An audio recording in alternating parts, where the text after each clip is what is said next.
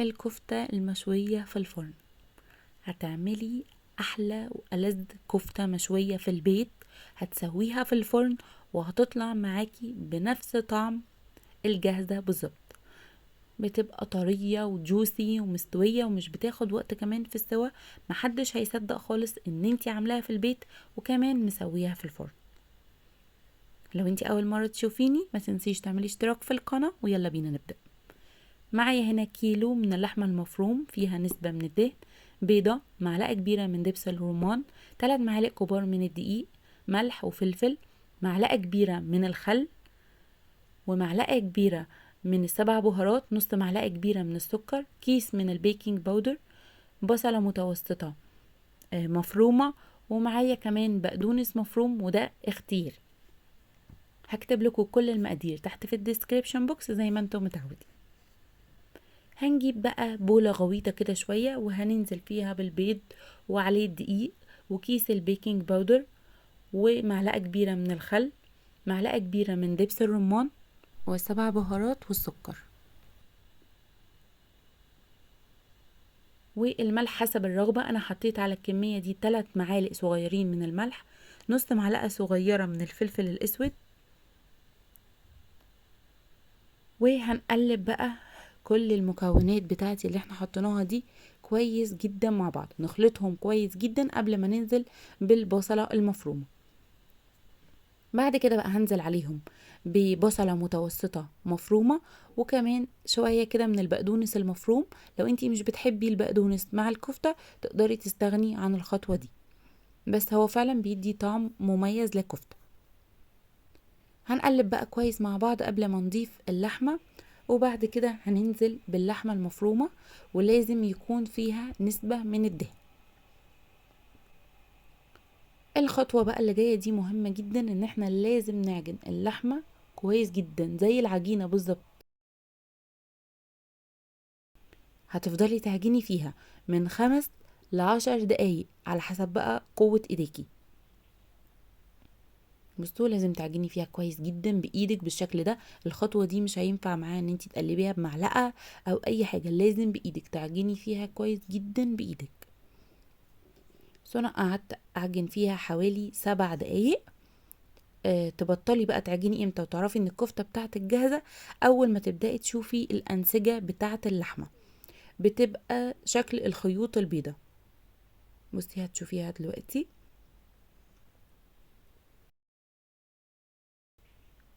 الخيوط البيضة دي اول ما تظهر معاكي الخيوط البيضة دي تعرفي خلاص كده ان الكفتة جاهزة معاكي بقى عشان تبدأي ان انتي تصبعيها. هنجهز صينية فرن هنحط فيها مسحة بسيطة من الزيت، وهنجهز مع بعض الخليط ده. عبارة عن نص كوباية من المية وعليها معلقتين زيت، ونص معلقة من السكر، ومعلقة صغيرة صلصة عشان بتدي معايا لون حلو جدا. ونجهز بقى نجيب حاجة هنصبع عليها. انا صبعت على السكينة دي، استخدمي اي حاجة. لو عندك الاسياخ بتاعت الكفتة تقدري ان انتي تستخدميها. اهم حاجة ان احنا لازم نصبع على حاجة عشان تبقى مفرغة كده من جوه، زي بالظبط اللي احنا بنجيبها جاهزة. لو خدتي بالك هتلاقيها بتبقى مفرغة من جوه. نبدأ بقى ان احنا نصبع كده بالشكل ده، ندوس كده عليها ونصبعها كويس قوي عشان تبقى ماسكة نفسها وما تفكش معاكي خالص. نسحبها كده بالراحة ونرصها في الصينية. نعمل مع بعض كده واحدة تانية. اهو بصوا خدت حتة، بدأت اضغط عليها كويس قوي، واقفلها كده من تحت ومن فوق بالشكل ده كده، واحطها في الصينية.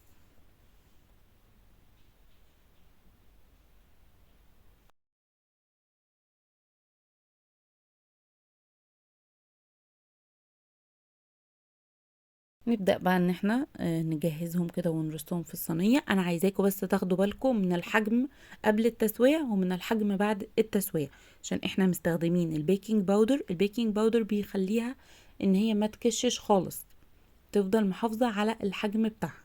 حتى لو كشت بتبقى حاجة بسيطة جدا، انتي مش هتقدري تفرقيها. ركزي في الحجم قبل وفي الحجم بعد.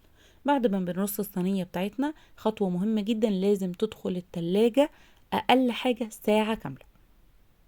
بعد كده بقى بدخلها في فرن سخن، وده مهم جدا، لازم تبقي مسخنة الفرن من قبلها على الأقل بنص ساعة في الرف المتوسط على أعلى درجة حرارة، وبتاخد بالظبط ربع ساعة 15 دقيقة بتكون جاهزة. وطبعا تابعيها على حسب قوة الفرن بتاعك. مش بتحتاجي ان انتي تشغلي الشواية خالص، لو حبيتي بعد 10 دقايق تقلبيها على الناحية التانية عشان تاخد برضو لون حلو براحتك، بس هي الصلصة بتخليها تاخد لون حلو من كل الجوانب من غير ما تقلبيها ولا اي حاجة. ده بقى شكلها، عايزاكوا تقارنوا الحجم قبل وبعد، هتلاقوا ان الحجم بتاع صباع الكفتة مكشش خالص. خطوة بقى هنا اختياري عشان تبقى بالظبط بنفس طعم اللي بنجيبها جاهزة، ان انا ولعت لها فحمة، بجد بتبقى طعم وريحة تحفة. بطفيها بنقطة من الزيت وبغطيها على طول وبسيبها كده من دقيقتين ل3 علشان تاخد ريحة الشوي.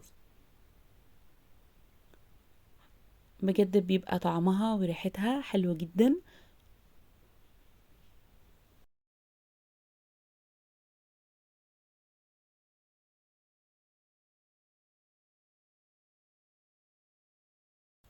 وبفتح عليها بقى بعد الدقيقتين، وتقدري ان انتي تقدميها بالشكل ده كده.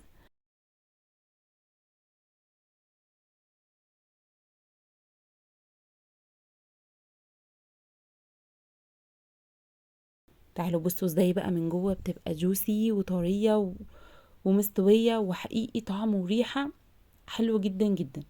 اتمنى ان انتوا تجربوها وتعجبكم، وهستنى رأيكم في الكومنتس، واستنوني ان شاء الله في الوصفة اللي جاية.